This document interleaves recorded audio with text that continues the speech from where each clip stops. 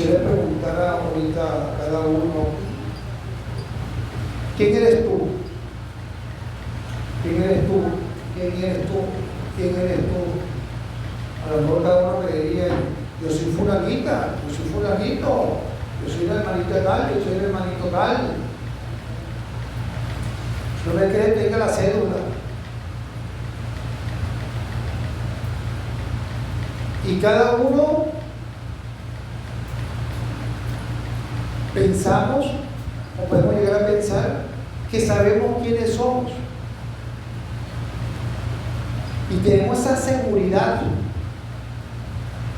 Pensar que sabemos quiénes somos.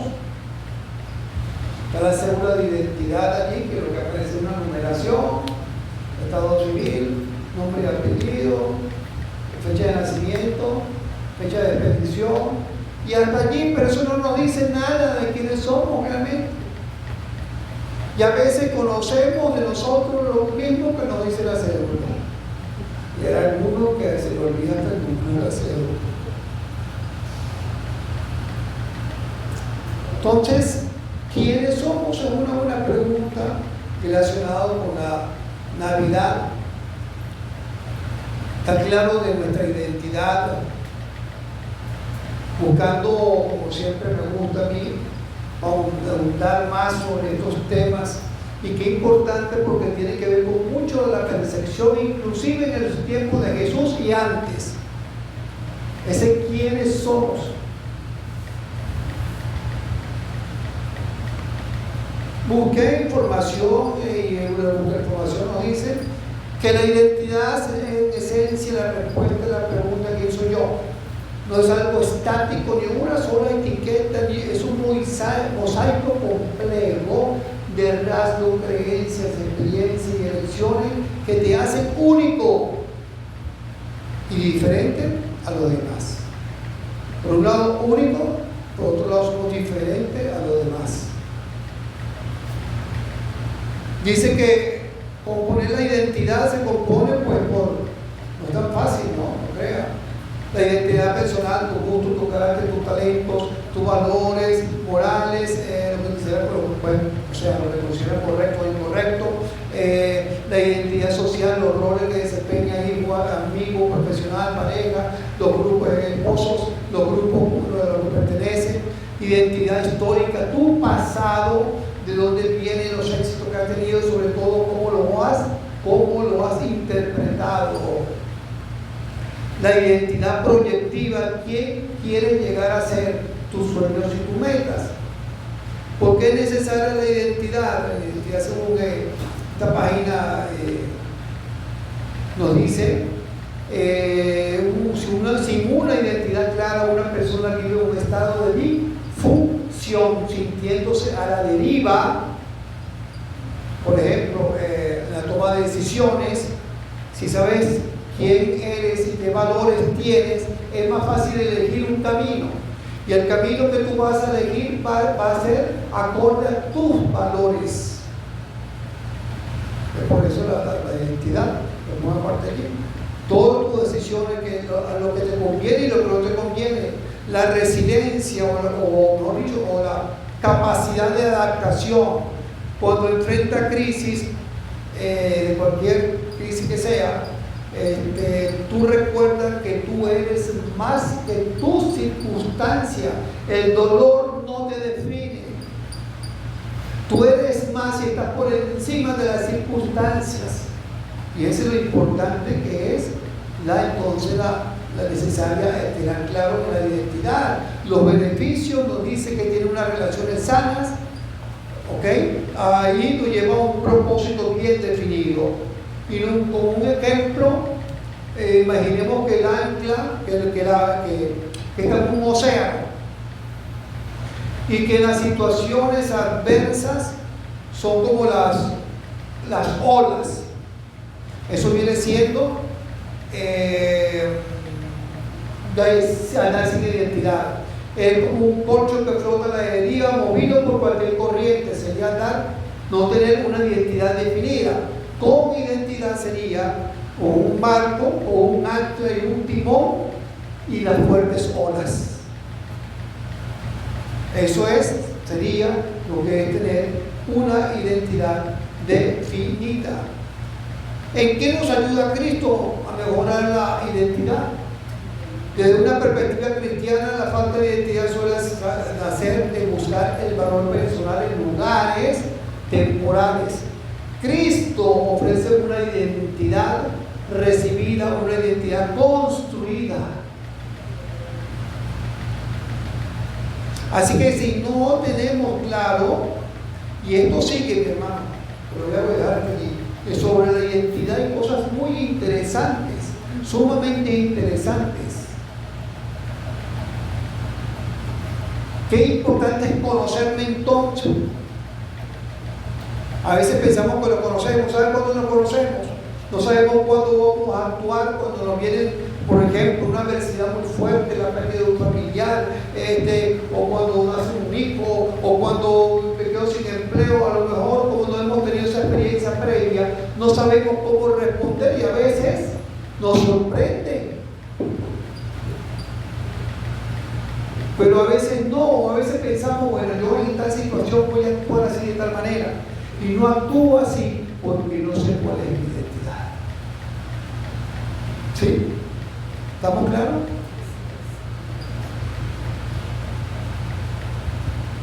¿Quién es el misterio revelado? ¿Quién es así se llama la predicada? El misterio que ha sido revelado y que estuvo oculto, como dice por la palabra del Señor. En la palabra del Señor lo dice que ha sido un ministerio que fue revelado en Cristo Jesús, en su venida.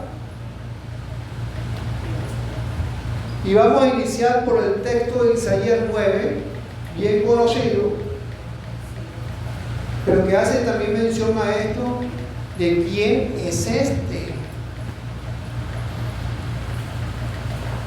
Dice 9:1, mas no habrá siempre oscuridad para la que está ahora en angustia, tal como la aflicción que le vino en el tiempo que livianamente tocaron la primera vez a la tierra de Zabulón y a la tierra de Neftalí, pues al fin llenará de gloria el camino del mar, de aquel lado del Jordán en Galilea, los gentiles. El pueblo que andaba en tinieblas vio gran luz, los que moraban en tierra de sombra de muerte, luz resplandeció sobre ellos. Multiplicaste la gente y aumentaste la alegría. Se alegrarán delante de ti como se alegran en la siega, como se gozan cuando reparten el poco. Porque tú quebraste su pesado yugo y la vara de sus hombros y el centro de su opresor, como el día de Madián. Porque todo calzado que lleva el guerrero en el tumulto de la batalla y todo manto revolcado en sangre serán quemados pastos de fuego. Porque un niño nos he nacido, hijo nos he dado, y el principado sobre su hombro, y se llamará su nombre admirable, consejero, Dios fuerte, Padre eterno, príncipe de paz. Lo dilatado de su imperio y la paz no tendrá límite, porque sobre el trono de David y sobre su reino, disponiéndole y confirmándole en juicio y en justicia desde ahora y para siempre, el celo de Jehová de los ejércitos hará esto.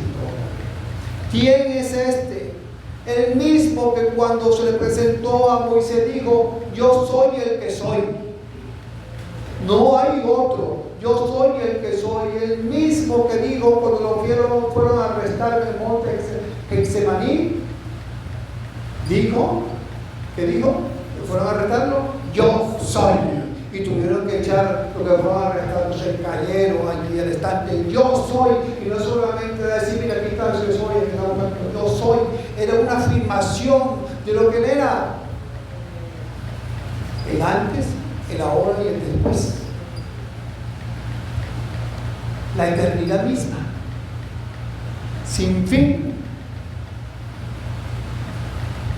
Es una imagen poderosa que tenemos allí.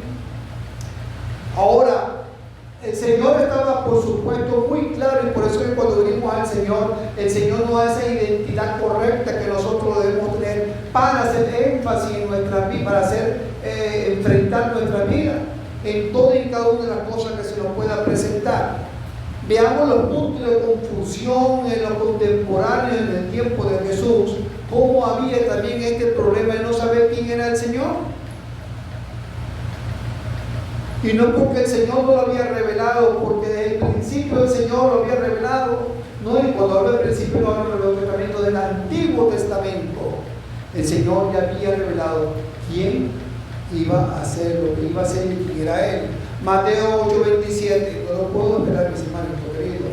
Y los hombres se maravillaron diciendo: ¿qué hombre es este que aún los vientos y el mar le obedecen? Y esto fue dicho, fue dicho por los apóstoles que estaban con él en la barca, esos apóstoles que estaban de día y de noche con él, esos apóstoles que compartieron con él, que lo conocían, entre comillas. Sin embargo, en el momento que la barca, que él pudo calmar la tempestad, ellos se asombraron, se maravillaron, dice la palabra, dice: ¿qué hombre es este? No dijeron: ¿qué Dios es este? Sino lo vieron en su humanidad, mas no en su deidad. ¿Qué hombre es este que aún los vientos y el mar lo obedecen? Porque yo no puedo hacer lo mismo. Él estaba con él, pero igual no conocían a plenitud quién era él. Y esa pregunta nacía del asombro.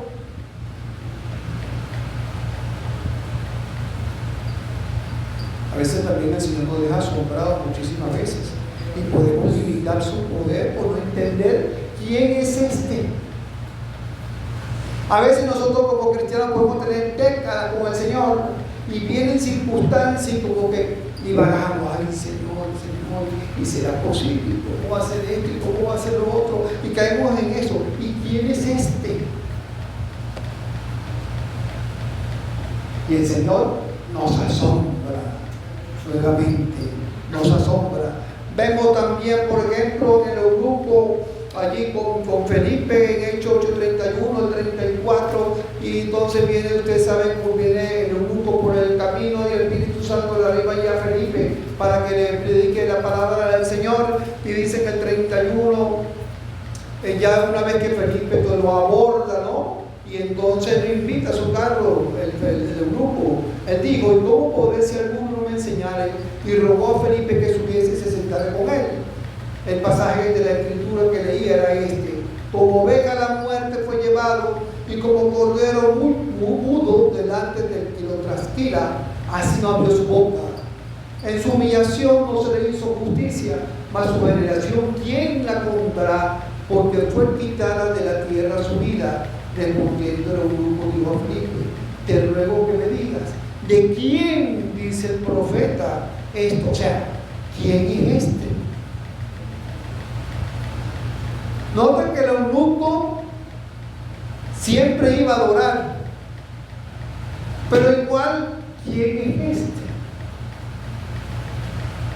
Y el mundo y que puede adorar, pero todavía no tiene en su corazón el pleno entendimiento, y sigue con la pregunta, la gran incógnita en su vida: ¿quién es este? Hermano, y peor aún, también a nosotros nos puede pasar en algún momento con la escritura misma, como se lo pasó aquí también al grupo. Te ruego que me diga de quién dice el profeta esto, de sí mismo o de algún otro. No podía entender. Y allí Felipe se lo aclaró. Pero vemos también que Juan el Bautista, cuando estuvo también en una situación crítica, difícil, donde ya la fe como que se estaba desmoronando allí, y en el principio: este es el Hijo de Dios, a seguirlo a él, y todo lo demás al principio. Y entonces Juan bautizó a Jesús y vio como el Espíritu Santo se le posaba y todas aquellas cosas. Pero cuando estuvo en la cárcel, en la duda, en la situación difícil, en la tempestad, como estuvieron los apóstoles, también sale la pregunta.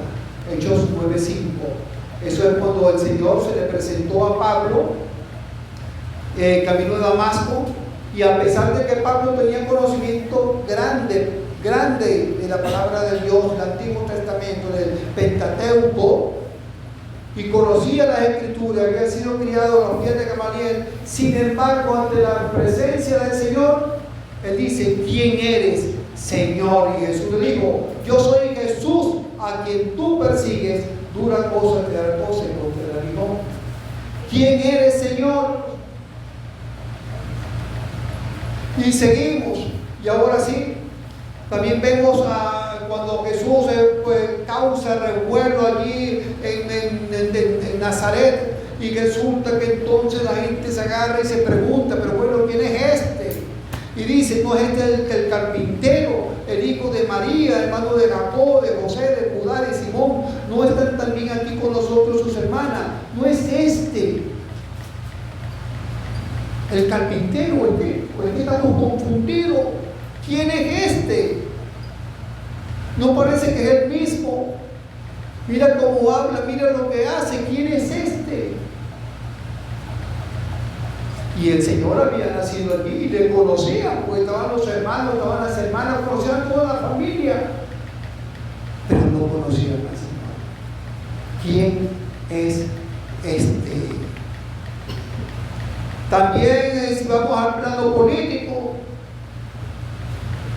en Juan 18:33 dice: entonces, cuando estaba Jesús siendo allí maltratado, ¿verdad?, que estaban ya a punto de soltarlo, entonces Pilato volvió a entrar en el pretorio y llamó a Jesús y le dijo: ¿eres tú el rey de los judíos? O sea, ¿quién eres? Otra vez.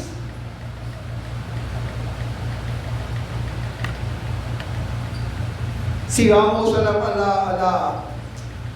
las altas esferas religiosas, también en una oportunidad le preguntaron a Jesús y le dijeron: ¿eres tú el Cristo, el Hijo del Bendito? ¿Quién eres? Y ya el Señor se había cansado de anunciarlo por todos lados, testificando, y le preguntan y le dijeron: ¿eres tú el Cristo, el Hijo del Bendito? Marcos 14:60.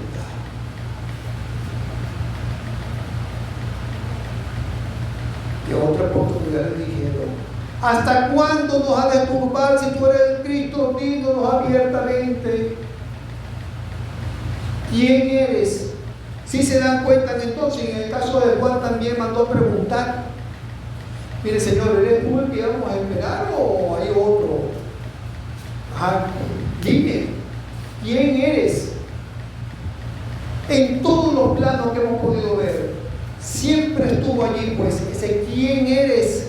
¿Quién es este? ¿Y por qué nosotros no podemos estar exentos de eso? ¿Por qué en algunos momentos de nuestra vida no podemos también hacernos esa pregunta? No dejemos que nuestra mente divague, mis hermanos, porque nosotros sí tenemos el conocimiento, tenemos la palabra, tenemos a Cristo en nuestro corazón. Esas dudas no pueden estar. A Isaías también le pasó. Isaías 63:1, cuando estaba hablando sobre Edom y lo que venía, el profeta ve una figura majestuosa allí, como dice el 63:1, dice: ¿quién es este que viene de Edom, de Bosra, con vestidos rojos? Este hermoso en su vestido, que marcha en la grandeza de su poder. Yo, el que hablo en justicia, grande para salvar. ¿Quién es este? Y es que no sabía Isaías en ese momento quién era. Y ese quién es el Señor Jesucristo. Pero no como el niñito Jesús en el pesebre, sino como el que viene a hacer justicia. Y también quién es ese mismo que está allí, de ropa teñida, también en Apocalipsis 19, 13 y 14, y que la palabra siempre nos dice quién es. La palabra no nos deja sin duda, la palabra nos aclara siempre las cosas. Dice: el que marcha con vestidos rojos, en Apocalipsis lo vemos, está vestido de una ropa teñida en sangre y su nombre es el Verbo de Dios. O sea, el Señor Jesucristo. ¿Quién es este? Isaías nos viene diciendo y entonces aclara con la misma palabra y nos da luces de quién es este. Mas no habrá oscuridad, Isaías 9:1, para la que está ahora en angustia, tal como la aflicción que le vino al tiempo que livianamente tocaron la primera vez a la tierra de Zabulón y a la tierra de Neftalí, pues al fin llegará de gloria el camino del mar de aquel lado del Jordán en Galilea de los gentiles. Pues el pueblo que andaba en tinieblas y me enviaba diciendo, ¿quién es él? Vio gran luz, los que moraban en tierra de sombra de muerte, que resplandeció sobre ellos. Así que en este contexto de desesperanza que había allí, de opresión que había allí, está la profecía. Y la profecía nos habla de una irrupción de la luz de Dios en medio de la oscuridad terrenal que representa al pecado. Y viene dando luces de aquella luz, y entonces si la unimos con 700 años después también con lo que dice luz, lo que dice Juan 1:9, que dice, y aquella luz que se refiere a Isaías, aquella luz verdadera que alumbra a todo hombre venía a este mundo, aquella luz verdadera, y me va dando más luces de quién es Él. Ahora me dicen que no solamente es una luz que alumbra a todo hombre, sino que es la única, es la verdadera.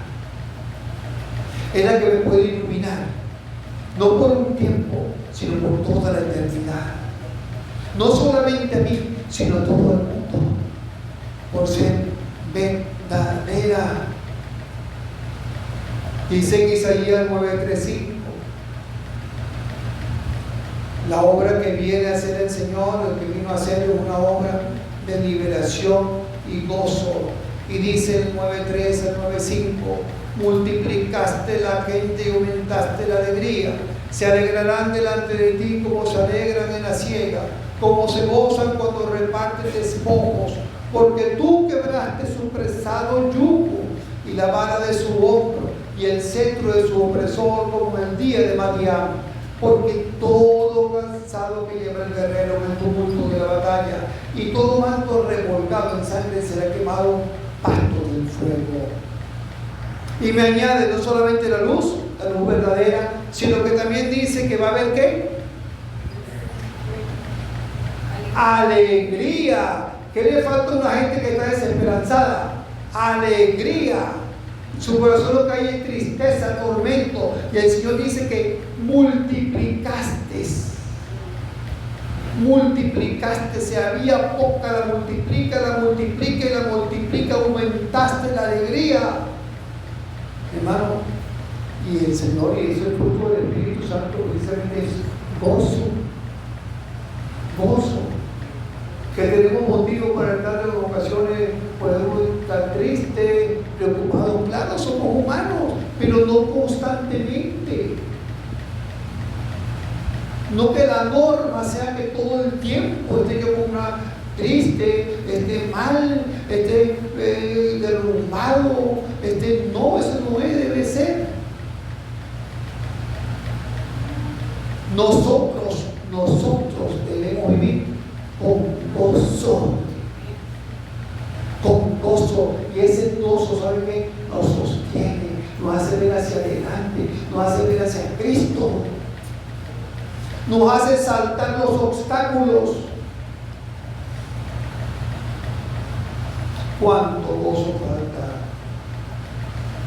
Gracias al Señor por esa liberación. Y cuando habla, tú quebraste el yugo en el 4 y la vara de su hombro y el centro de su opresor, como el día de Madián. Está hablando cuando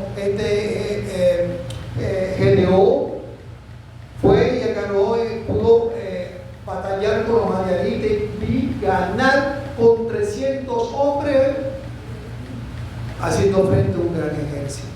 Así que cuando habla aquí de eso el profeta Isaías, pues tú quebraste su pesado yugo y la vara de su hombro y el centro de su opresor como el Madián, hace referencia a esa liberación, hace referencia a esa victoria milagrosa que también el Señor hace constantemente en nuestra vida y que muchas veces pasa desapercibida. Pero ahí está el Señor, hermano, con nosotros. Ahí está el Señor dándonos la victoria siempre que lo buscamos, siempre que confiamos. El yugo se hace pesado cuando nosotros dejamos que ese yugo esté pesado, pero realmente el Señor nos liberó completamente de opresión y de cualquier culpa o temor que pueda haber. La Navidad entonces anuncia que Cristo nos ha libertado de todas aquellas cosas y que nos ha dado la victoria en Él. Y dice entonces el 6, porque un niño, fíjense la unión de los versículos anteriores con el 6, porque el 6 me viene hablando del enfrentamiento con el Madián, el yugo del opresor y todas estas cosas, y entonces el 6 me dice por qué eso se va a cumplir, porque un niño nos ha nacido. Si ese versículo no estuviera allí, mis hermanos, lo demás no tuviera sentido. Lo demás no fuera una realidad para nuestras vidas. Fuera teórico. Estuviera allí nada más. Pero ese versículo es lo que marca la diferencia. Y marcó la diferencia en nuestra vida y puede marcar la diferencia en este mundo, tal como está pata para arriba. Porque un niño nos ha nacido, hijo nos ha dado, y el principado sobre su hombro, y se llamará su nombre, admirable, consejero, Dios fuerte, Padre eterno, príncipe de paz, admirable, que causa asombro, reverente, varón de guerra, como en Isaías 63. 1. Consejero, una sabiduría personificada, la palabra de Dios hecha carne, el logos.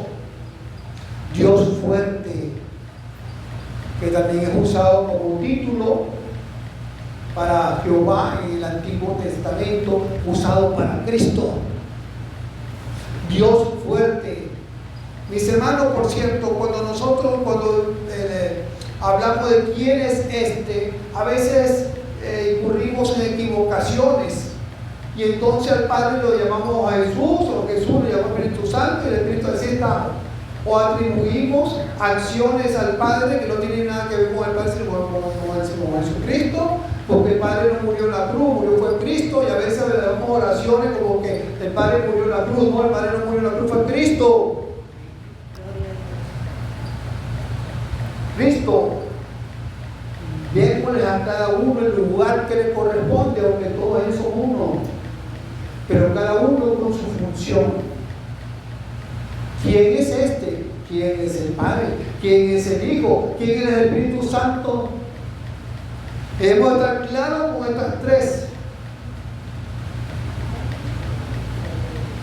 Padre eterno, nos recuerda su naturaleza eterna, el yo soy que mencionamos hace ratito, príncipe de paz.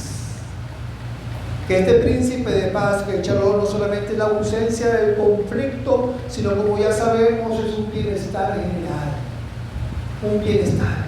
Y aparte de eso, como ya hablamos, Él hizo la paz. Mis amigos, mi amiga, si tú no has recibido al Señor Jesucristo, tú tienes un problema con el Padre, tú tienes un conflicto con el Padre, tú estás separado o separada del Padre. No importa lo buenecita o buenecito que te creas, eso no existe, no hay bueno en este mundo, porque si no, no hubiese venido Cristo. El único que puede librarte a ti de ir a una condenación eterna es Cristo. Tú necesitas el perdón de Dios porque con tu vida has ofendido al Padre a través de los actos, a través de las acciones que podamos haber hecho, a través de la palabra, a través de los pensamientos. Esos pensamientos que están allí, que a lo mejor nadie ve, no, si el Padre sí lo ve, el Señor sí lo ve, y a Él ofende. Pídele perdón de todo corazón. Pídele que te limpie con la sangre de Jesús, que entrega tu corazón a Él para que tengas la vida eterna.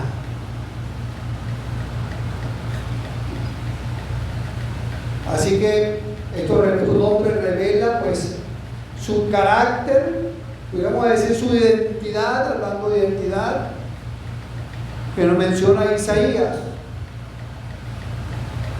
Y ese mismo nacimiento que nos habla Isaías 9:6 también se refiere de otra manera y nos lleva a Juan también, cuando dice: y aquel verbo, ese mismo, aquel verbo fue hecho carne y habitó entre nosotros y vimos su gloria como del unigénito del Padre, lleno de gracia y de verdad. Juan 1:14.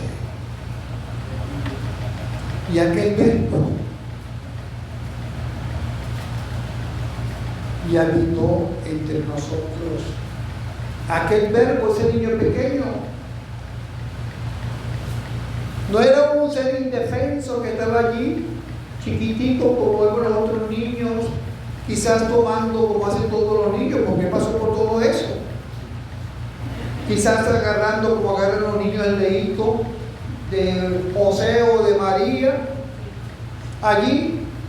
Pero lo asombroso que esas manitas que agarraban ese dedito realmente fue el creador del universo. Esas manitas realmente fue el que creó, nos hizo nosotros. En esas manitas, físicamente, pero que espiritualmente, el Señor es el creador de todas las cosas. De todas las cosas, como nos habla la palabra. Cuando veo los cielos, obra de tus dedos, la luna, las estrellas que tú formaste. Salmo 8:3. Las obras de sus manos. Los cielos cuentan la gloria de Dios y el firmamento anuncia la obra de sus manos. Desde el principio fundaste la tierra y los cielos son obra de tus manos. Salmo 125, Isaías 45:12. Yo hice la tierra y creé sobre ella al hombre. Yo, mis manos extendieron los cielos, ya todo su ejército mandé. Isaías 48:13. Mi mano fundó también la tierra y mi mano derecha midió los cielos con el palmo. Al llamarlos yo, comparecieron juntamente. Así que ese niño que está allí, ese niño indefenso que está allí, pues tenía todas las huestes celestiales a su orden. Era el Rey de Reyes, era el Príncipe de Paz, era el Dios eterno, era el Padre eterno que estaba allí en ese momento, porque era Dios y también estaba en su humanidad. La palabra nos dice, revelando la revelación plena, la plenitud de la deidad, en Colosenses 1:15-17, nos sigue añadiendo en relación a nuestro Señor. Colosenses 1:15-17, Él, Jesús, Él es la imagen del Dios invisible, el primogénito de toda creación, porque en Él fueron creadas todas las cosas. Todo fue creado por medio de Él y para Él. Y Él es antes de todas las cosas, y todas las cosas en Él subsisten. Todas las cosas. Él es la imagen del Dios invisible, Cristo. En el 1:18 del mismo libro nos dice: y Él, ese mismo, es la imagen del Dios invisible, nuestro mismo Señor, y Él es la cabeza del cuerpo que es la iglesia, el que es el principio, el primogénito entre los muertos, para que en todo tenga la preeminencia. No podemos quedarnos solamente con el niño en el pesebre. el niño en el pesebre. Él no se quedó en el pesebre, sino fue a prepararnos lugar a nosotros. Así que Él debe tener esa preferencia también en nuestra vida. Es el primer lugar, en la familia, en las celebraciones. Debe tener ese primer lugar también, esa preeminencia. Que lo que en estos días de festividades, sobre todo el 24, que nos reunimos allí con la familia, la importancia no ser el fulanito que me visita, el otro que está por allá, que tengo tiempo sin ver, la comida que yo voy a poner, que lo importante sea, hermano, Cristo allí alrededor, Cristo en medio, que se pueda compartir, que se pueda leer, tener un tiempo de lectura antes de comer, antes de cenar.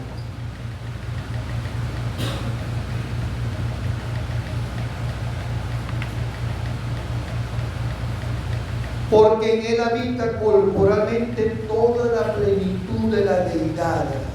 Y vosotros estáis completos en Él, completos en Él, que es la cabeza de todo principado y potestad. Y potestad, completos. Mi hermanos, con nuestro Señor no nos falta absolutamente nada. Y ante que este pesebre de acá, lleno de toda la basura que tenía nuestro corazón, estábamos incompletos, no importa cuánto tuviéramos o pensábamos tener, estábamos incompletos. Pero el Señor ha venido a llenar nuestras vidas, y solo en Él y nada más que en Él tenemos esa plenitud, estamos completos. ¿Qué vamos a hacer con eso? ¿Qué vamos a hacer nosotros con eso? ¿Realmente lo creemos? ¿Lo creemos?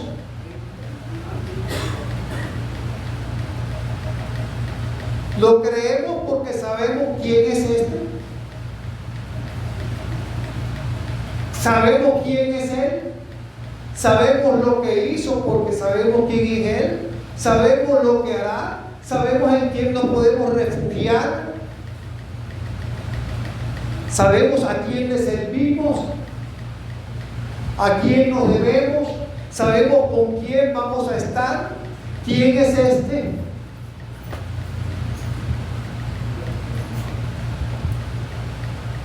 Así que ya para terminar, Él es el guerrero divino, como Isaías 6:3, el niño nacido, Isaías 9, el Señor de la creación, Colosenses 1, la plenitud de Dios, Colosenses 2. Y hoy vamos a terminar con este Salmo 24:7, 7 al 10.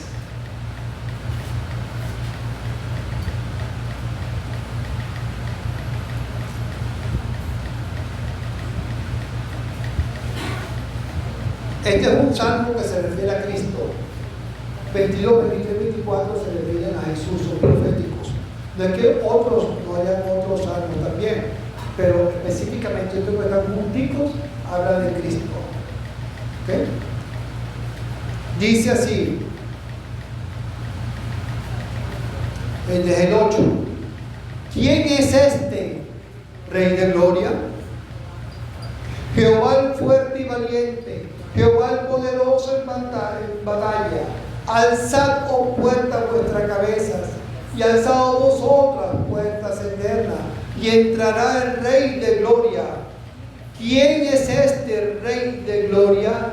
Jehová de los ejércitos es el Rey de la Gloria. Y vamos a repetir el 24:10 juntos, ¿sí? Con la pregunta al unísono, o fuerte allí. 1, 2, 3. ¿Quién es este Rey de Gloria? Jehová de los ejércitos, Él es el Rey de la Gloria. Bendito sea el nombre de nuestro Señor Jesucristo. La gloria para el que vive por siempre y para siempre. Amén. Vamos a ponernos de pie, mis hermanos, y vamos a orar.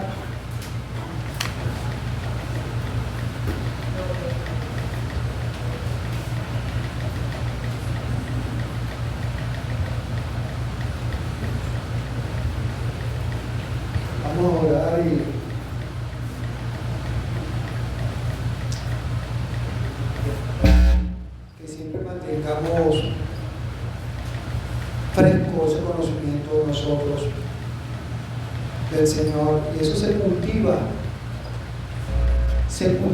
día a día.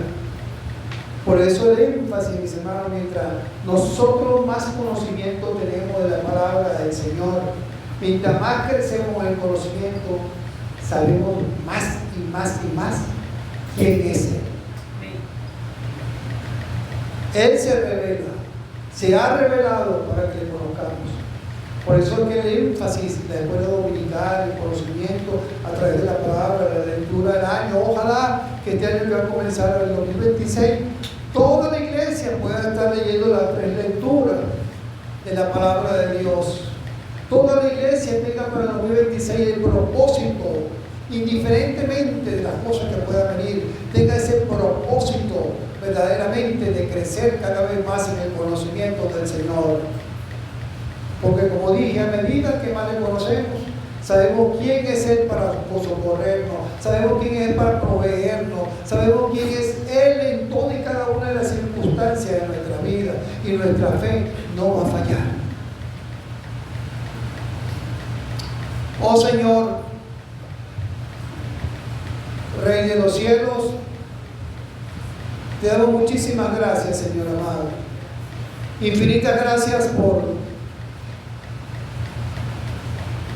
ese plan tan maravilloso, Señor, que tuviste para rescatar al hombre, Señor.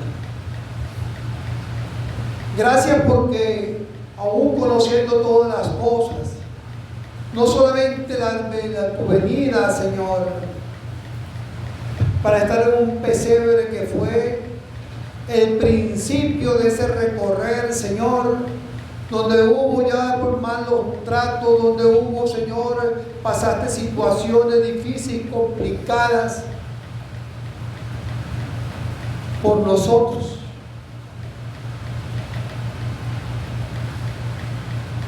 Señor, que nuestro corazón siempre esté con agradecimiento, con entendimiento, Señor, no solo de lo que celebramos en estos días, sino que también, Señor, servimos al Rey de Reyes y Señor de Señores, al que viene y que nos debemos a ti, Señor amado. El cómo te adoremos, el cómo te sirvamos, el cómo lo está haciendo, si ha sido agradable o es agradable para ti, Señor, o no agradable, va a depender de ese conocimiento que tengamos, Señor, también, de esa relación estrecha contigo también, y del amor por ti, Señor.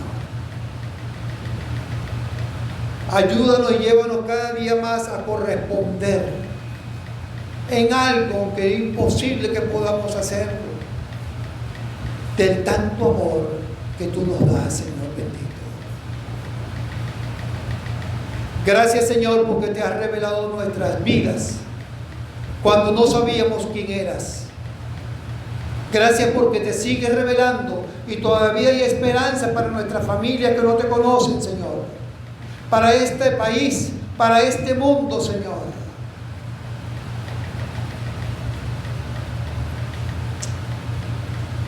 Gracias, Señor, porque tu nacimiento todavía, Señor bendito, puede estar vigente en la vida de cada uno, Señor, que viven en tinieblas y que pueden ver tu luz bendita brillando, Señor, aquí en la eternidad, sus vidas. Bendito seas por siempre, para siempre, Señor nuestro. Amén. Amén.